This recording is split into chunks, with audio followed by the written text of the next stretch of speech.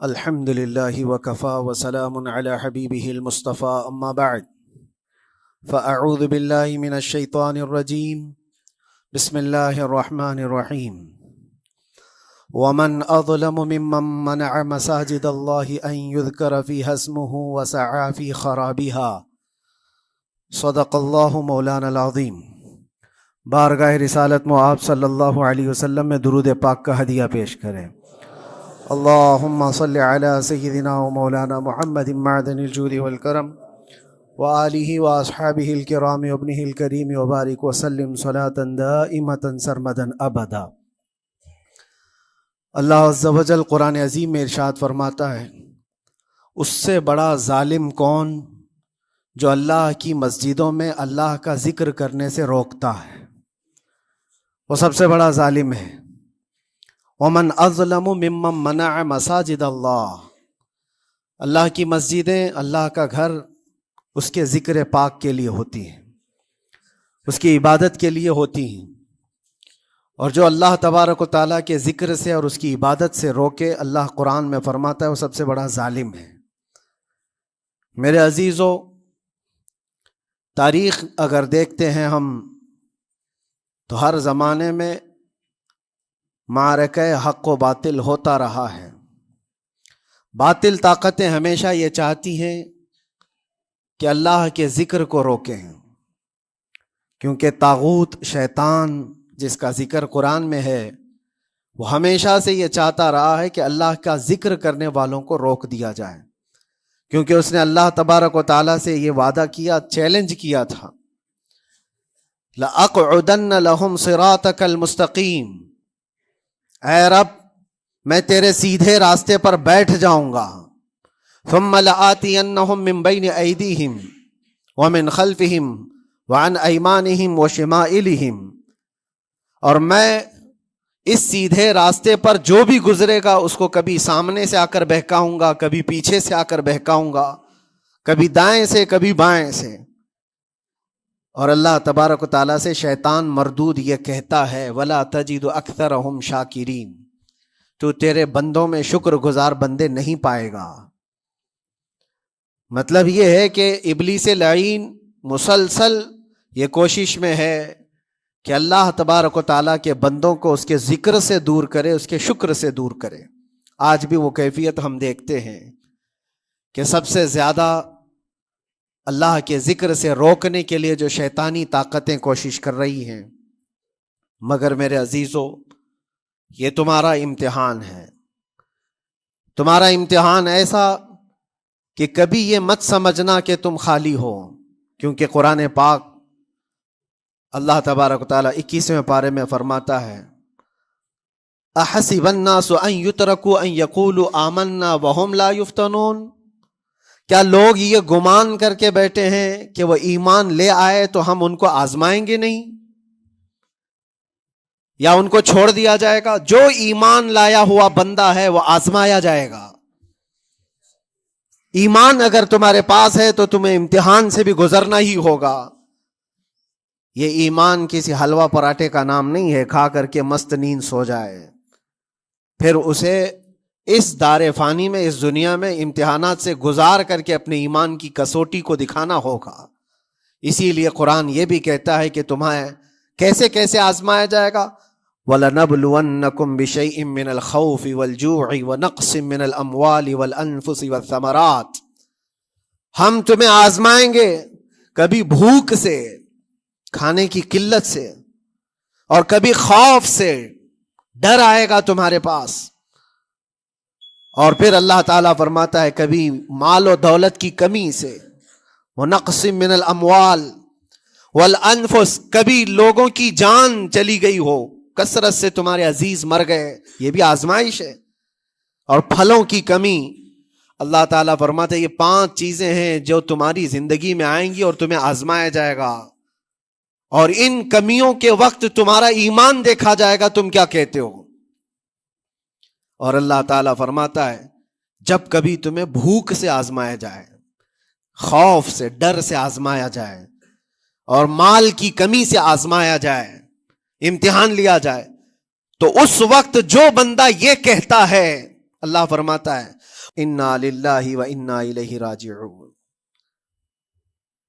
اللہ تعالیٰ فرماتا ہے ان لوگوں کو یہ بشارت ہے، ان صبر کرنے والوں کو یہ بشارت ہے کہ جب ان پر مصیبت آتی ہے تو یہ کہتے ہیں ہم اللہ ہی کے ہیں اور اللہ ہی کی طرف لوٹنے والے ہیں۔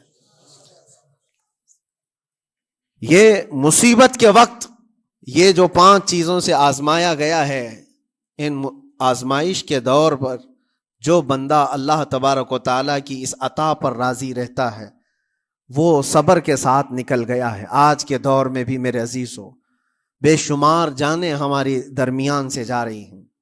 آپ کو اندازہ ہے موت اتنی عام ہو گئی ہے، اتنی عام ہو گئی ہے کہ اب لوگوں کو موت پر کوئی افسوس بھی نہیں ہوتا۔ ہر دن خبریں موت کی سرخیاں چھاپتی ہیں۔ 100-200 کی موت کوئی معنی نہیں رکھتی آج۔ فلسطین کے نہتے بچوں میں تقریباً 45,000 لوگ سال بھر میں مر گئے۔ 45,000 کوئی تعداد ہوتی ہے کہ نہیں ہوتی؟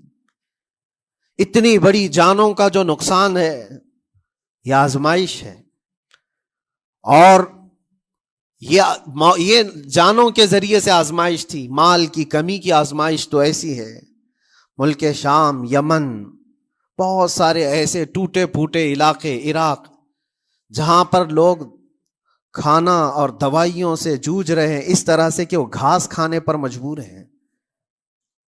بہت سارے ایسے علاقے جہاں پر چھوٹے بچے پھینکے ہوئے کچرے میں سے دانے چن کر کے کھا لیا کرتے ہیں۔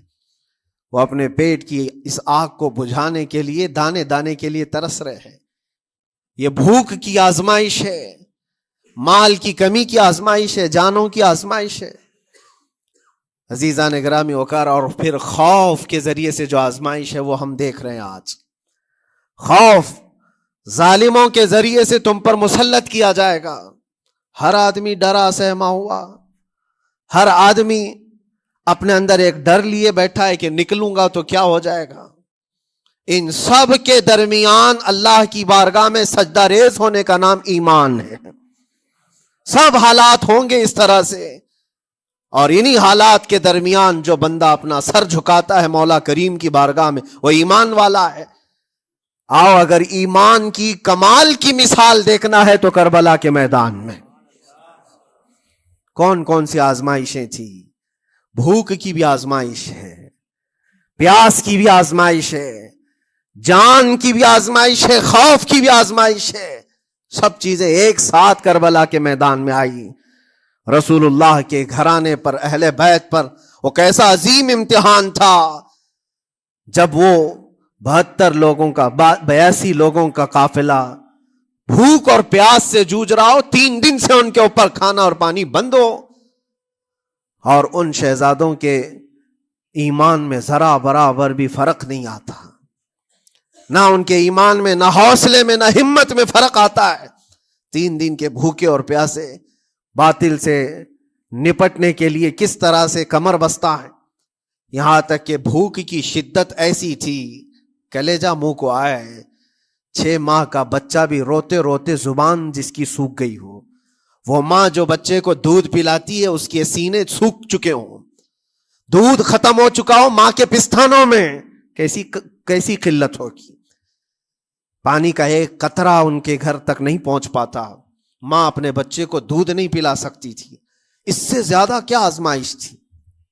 یہ بھوک اور پیاس کی آزمائش۔ پھر جانوں کی آزمائش تو ایسی، اللہ اکبر، 56 سال کی عمر کا وہ شہزادہ عالی وقار، سیدہ کائنات فاطمۃ الزہرا کا نور نظر، امام عالی مقام سید الشہداء امام حسین رضی اللہ تعالیٰ عنہ، جب میدان کربلا میں لاشوں کو اٹھاتے تھے، کتنی لاشیں اٹھائی، کبھی بیٹے کی، کبھی بھتیجے کی، کبھی بھانجے کی، کبھی بھائیوں کی، کبھی عزیزوں کی۔ میاں ہم اپنے گھر سے نکلنے والے ایک جنازے کو اٹھاتے ہیں تو 8 دن تک ہمارے اندر سے ہوش نکل جائے۔ کوئی اپنے بچے کو اپنے ہاتھوں سے دفن کر کے دیکھے پھر کیفیت پتہ چلتی ہے۔ امام حسین نے ایک نہیں اپنے لاڈلوں کی لاشیں اس طرح سمیٹی ہیں۔ ان کے جوان بیٹے علی اکبر کو جب شہید کر کے گھوڑے دوڑائے گئے تھے جسم کے اوپر سے، ٹکڑے الگ ہو چکے تھے، اس کو سمیٹتے ہوئے کون بیٹھا ہے؟ رسول اللہ کا نواسا۔ اور 6 ماہ کے بچے کو ہاتھ کے اندر ظالموں نے تیر سے ایسا مارا تھا کہ حلقوم پہ چلا گیا ہو، اور 6 ماہ کے علی اصغر کا خون جب امام حسین کے چہرے پر اچھل جاتا ہو، کسی باپ کے ہاتھ میں بیٹا وفات کر جائے اور پھر وہ لے کر کے خیمے میں آئے اور ادھر سے بلکتی ہوئی ماؤں کو اور بہنوں کو بھی دیکھے، ان میں بھی صبر کی تلقین دے. کبھی کبھار میں سوچتا ہوں اللہ یہ کیسے امتحانات سے گزرا تھا فاطمہ کا لال، کیسے امتحانات سے. بھوک اور پیاس کی شدت الگ، یہ جانوں کی شدت، جانوں کے جانے کا غم الگ، عزیزوں کی لاشوں کو اٹھانے کا بوجھ الگ، پھر اس پر 22,000 کا لشکر جرار سامنے، اس کا خوف لوگوں کے اوپر ڈالا جا رہا ہے. عزیزان گرامی وقار، یہ سب چیزیں کیا امام حسین کے قدموں کو ڈگمگا گئیں؟ کیا ان کے خاندان والوں کو بکنے پر مجبور کر دی؟ کیا انہوں نے سمجھوتے کر کے اپنا سب کچھ بیچ ڈالا؟ ایک خیمے کا بچہ بھی، خیمے کا ایک بچہ بھی امام حسین کا نکل کر کے آیا ہو تو مجھے تاریخ بتا دو. بلکہ تاریخ تو آج یہ کہتی ہے سرداد نہ داد دست در دست یزید، حقا کے بنا لا الہ است حسین. سر دے دیا مگر ہاتھ یزید کے ہاتھ میں نہیں دیا. حق تو یہ ہے کہ لا الہ کی جڑ کا نام حسین ہے. آج وہ امتحان قیامت تک کی تمہارے ساتھ ہوتا رہے گا، قیامت تک تمہارے ساتھ یہ آزمائش ہوتی رہے گی، کبھی بھوک سے، کبھی ڈر سے، کبھی جانوں کے نقصان سے، لیکن پھر تمہیں دیکھا جائے گا تم بکتے کتنے ہو، نکلتے کتنے ہو، ہواؤں کے پجاری کتنے ہیں، خواہشات نفس کو ماننے والے کتنے ہیں، اپنے کمفرٹ زون میں جینے کے لیے ایمان کا سودا کرنے والے لوگ کتنے ہیں. یہ آزمائش ہوتی رہے گی. میرے عزیزو، ایمان اس کا نام نہیں ہے کہ تم گھر میں آرام سے بیٹھے رہو گے اور کوئی امتحان نہیں ہوگا. امتحان تو ہوگا، آزمائش تو ہوگی. آج جو بھی حالات ہیں اس پر میں یہی کہوں گا، ایک بات ہو سکتا ہے کروڑوں مسلمانوں کے دلوں میں آج یہ نروس پن آئے، اتنے برے حالات ہوتے ہیں، اللہ ہمارے ساتھ ہے یا نہیں؟ اللہ ہمارے ساتھ ہے یا نہیں؟ ایمان ہمارا صحیح ہے یا نہیں؟ اسلام صحیح ہے یا نہیں؟ یہ شک بھی شیطان تمہارے دل میں ڈالتا ہے. کبھی تمہارے اوپر مصیبتوں کے پہاڑ ٹوٹ جائیں تو شک ڈالتا ہے شیطان تاکہ تمہارا ایمان ڈگمگا جائے. میرے عزیزو، مسلمان ہونے کا مطلب یہ نہیں ہے کہ تم صرف محلات میں جیو گے اور تخت و تاج کے مالک ہی رہو گے، ایسا نہیں ہے. ایمان والوں کو احد میں 70 جانیں بھی دینی پڑی ہے. بدر میں ان کے ساتھ جو معاملات ہوئے ہیں، فتح اگرچہ بدر میں ہوئی لیکن جنگ احد کا اگر منظر دیکھو گے، اللہ اکبر. وہ رسول پاک صلی اللہ تعالی علیہ وسلم کے شہدائی صحابہ جب احد کے میدان میں کھڑے تھے، 70 صحابہ کی ایسے جانیں گئی ہیں. اگر میں تفصیل بتاؤں تو بہت لمبا وقت ہوگا. ایک صحابی ہیں حضرت انس بن نزیر، پورے جسم میں ایک انگلی کے علاوہ کچھ نہیں ملا، کچھ نہیں ملا. شہادت کی ایک انگلی سے ان کو پہچانا گیا. حضرت سعد بن ربیع، یہ ایسے صحابی ہیں جن کا پیٹ پورا پھاڑ دیا گیا تھا اور 12 نیزے مارے گئے تھے. وہ سید الشہداء امیر حمزہ بھی تو اسی احد کے میدان میں شہید ہوئے، جن کو بھالے سے مارا گیا اور چیر کر کے ان کا کلیجہ چبایا گیا تھا. عبداللہ بن جہش اسی میدان میں انتقال کیے ہیں، جن کے جسم کے 80 ٹکڑے کر دیے گئے تھے اور ہر ٹکڑے کا ہار بنا کر ظالموں نے پہنا تھا، ہار بنا لیا تھا جسموں کے. یہ سارے منظر احد کے میدان میں ہوئے. اور کون سے ایمان والے؟ وہ رسول اللہ کی اقتداء میں نماز پڑھنے والے، حضور پاک کے چہرے انور کو دیکھنے والے. جب ان کے ساتھ یہ آزمائشیں ہو سکتی ہیں تو ہم کون سی گاجر مولی ہیں؟ ہمارے ساتھ بھی آزمائشیں ہوں گی. جس کا جیسا ایمان ہوگا ویسا وہ امتحان بھی دے گا، اسی امتحان سے وہ گزارا جائے گا. مگر میں آج کروڑوں مسلمانوں کے دلوں کے بارے میں یہ بات کہنا چاہتا ہوں کہ اگر نروس پن ہے کہ یہ حالات ایسے کیوں ہیں، حالات ہر زمانے میں ہوتے رہیں گے. ستیزہ کار رہا ہے ازل سے تا امروز، شرار ابو لہبی سے چراغ مصطفی. ہماری تاریخ ہے، یہ تاریخ ہے میرے عزیزو. اللہ تعالیٰ قرآن میں فرماتا ہے تِلْكَ الْأَيَّامُ نُدَاوِلُهَا بَيْنَ النَّاسِ. یہ دن ہیں جو ہم لوگوں کے درمیان پلٹتے رہتے ہیں. کبھی تم بادشاہ بنو گے، کبھی فقیر بن جاؤ گے. اور آج جو تخت پر ہیں ہو سکتا ہے وہ کل ڈگر ڈگر گھوم رہے ہوں. آج جن کو طاقت کا نشہ ہے ہو سکتا ہے وہ بھیک مانگنے پر بھی مجبور ہو جائے. لیکن ایک بات یاد رکھنا، نروس پن اپنے دل میں آنے نہ پائے. ان حالات سے دیکھ کر کے گھبرا نہ جانا. ایمان تمہارا سچا ہے، اللہ کل بھی تمہارے ساتھ، آج بھی تمہارے ساتھ. بس تمہاری عبادت میں فرق آنے نہ پائے، تمہارے سجدوں میں کمی ہونے نہ پائے، تمہارے ایمان میں تزلزل آنے نہ پائے. اللہ ایک ہے تو ایک ہے، اللہ سچا ہے تو سچا ہے. میں نے اللہ کو نہیں دیکھا لیکن اللہ پر ایمان ضرور ہے. یہ یقین اور یہ عقیدہ تمہارا مضبوط رہے. ہاں ہمیں معلوم ہے، کچھ لوگ ہم سے پوچھتے بھی ہیں، اللہ تبارک و تعالیٰ پوری کائنات کا مالک، جس نے ہر چیز پیدا کیا اور اس کی عبادت کرنے والے ہو آپ، لیکن پھر اسی اللہ رب العزت کی یہ مسجدیں کیوں ڈھائی گئی؟ کیوں مسجدوں کو ختم کیا جا رہا ہے؟ اللہ کے ذکر کو روکنے کے لیے طاقتیں پوری مسجدوں کو ڈھانے کی کیوں بات کرتی ہیں؟ پھر اللہ کچھ کیوں نہیں فرماتا؟ میرے عزیزو، یہ کائنات ہے جس کو اللہ نے اسباب پر بنا کر بھیجا ہے اور تمہیں عمل کے لیے بھیجا گیا ہے. تمہارا عمل دیکھنا ہے، تم کتنے پابند ہو، تم کتنے اپنی حفاظت کرتے ہو، تمہارے ایمان کی، تمہاری عبادتوں کی، تمہاری مسجدوں کی. تم مسجدیں خالی کر کے گھوم رہے ہو، فجر کی نماز میں اپنے گھروں پر سوئے ہو اور پھر اللہ کے گھروں کی حفاظت کی بات کر رہے ہو کہ مسجدیں ڈھائی جا رہی ہیں، مسجدوں پر آکرمن ہوتا ہے. یہ ساری باتیں کیوں؟ تم جب ان صفوں کو خالی کر دو گے، یہ مسجدیں چیخ چیخ کر پکارتی ہیں اللہ کی بارگاہ میں. پل بھر میں بنا لی، شب بھر میں بنا لی مسجد تو ایمان کی حرارت والوں نے. من اپنا پرانا پاپی تھا، بچپن سے نمازی بن نہ سکے. مسجدیں بڑی بڑی شاندار بنا لینا اور اس کو آباد نہ کرنا، یہ بھی تو ظلم ہے. آپ ان مسجدوں کی حفاظت کی جو بات کر رہے ہیں، ان مسجدوں کی حفاظت صرف کمیٹیاں بنانے سے نہیں ہوتی، نمازوں سے ہوتی ہے، اس کے اندر تلاوت قرآن سے ہوتی ہے. عزیزان گرامی، اور پھر یہ بات ان ظالموں کے لیے کہ اگر وہ ہاتھ لگا کر مسجدوں کو اٹھانا پھینکنا اس کو اپنی طاقت کا ذریعہ سمجھتے ہیں تو سمجھ لو تھوڑے دن کی بات ہے. اگر اسی کا نام طاقت ہے کہ عبادت گاہوں کو مسمار کر کے طاقت کے تخت کو بٹھایا جائے، تو یاد رکھنا بڑھتے بڑھتے بڑھتے تمہارا نشہ کہیں تمہیں فرعون نہ بنا دے. اور اگر فرعون بن گئے تو انتظار کرو، اللہ تعالیٰ بڑے بڑے فرعونوں کو صرف پانی سے ہلاک کرتا ہے. بہت بڑے بڑے نمرودوں کو اللہ تعالیٰ مچھر سے ہلاک کرتا ہے. وہ ابرہہ بھی تو آیا تھا جو کعبہ ڈھانے کے لیے آیا تھا، ہاتھیوں کا لشکر لے کر آیا تھا، جس کا ذکر قرآن پاک میں الم تر کیف فعل ربک باصحاب الفیل. اے محبوب، کیا آپ نے نہیں دیکھا ہاتھی والوں کے ساتھ اللہ نے کیا معاملہ کیا؟ پورا ہاتھیوں کی فوج لے کر آیا تھا کعبے کو ڈھانے کے لیے. ہوا کیا؟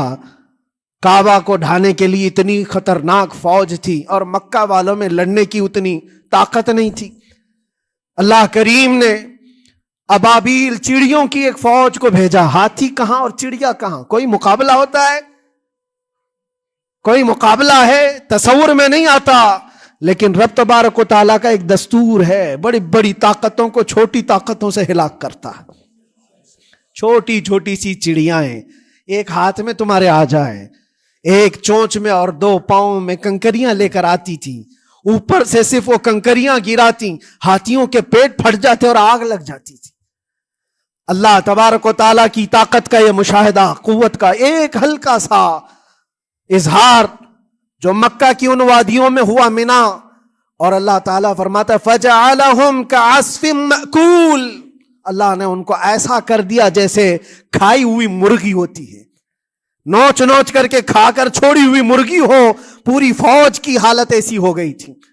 کعبہ مکرمہ کو ڈھانے کے لیے آئے، تب اللہ تبارک و تعالی ظالموں کو کس طرح سے نیست و نابود فرمایا. ہمیں یقین ہے میرے عزیزوں، اللہ تبارک و تعالی وہ ابابیل بھیجنے والا مولا آج بھی زندہ اور ہمیشہ زندہ رہے گا.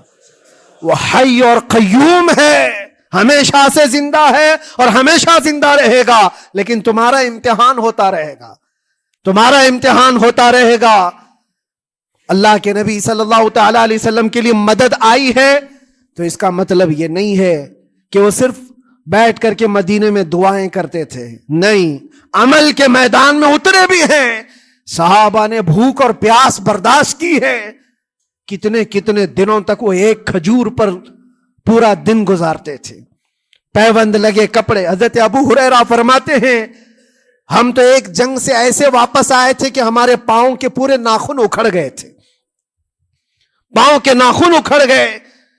خندق کے میدان میں خود نبی پاک صلی اللہ علیہ وسلم اپنے ہاتھوں سے خندق کھودتے رہے، اور پیٹ پر پتھر باندھنا، یہ سب مشقتیں، سٹرگل کیا ہے۔ پھر اللہ سے یہ دعا کیا مولا تو اپنی مدد بھیج دے، تو اپنے رحم و کرم کی بارشیں برسا، اور ہم یہاں مست کھا پی کر کے پھر دعا کرتے ہیں مدد آ جائے۔ تم نے محنت کون سی کی، کون سی مشقت کی؟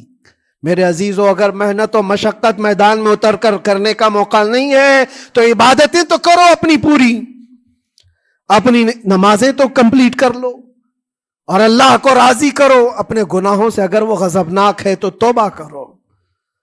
اور جاتے جاتے یہ بات بھی میں عرض کروں گا کہ آج جن لوگوں کو ایسا لگتا ہے کہ یہ کھیل تماشا ہے، ایک بات یاد رکھنا، کسی مسجد کے ختم ہو جانے سے یا مومن کے کسی کے ہار جانے سے ایمان کبھی ہارتا نہیں ہے، ایمان ہمیشہ جیتتا ہے۔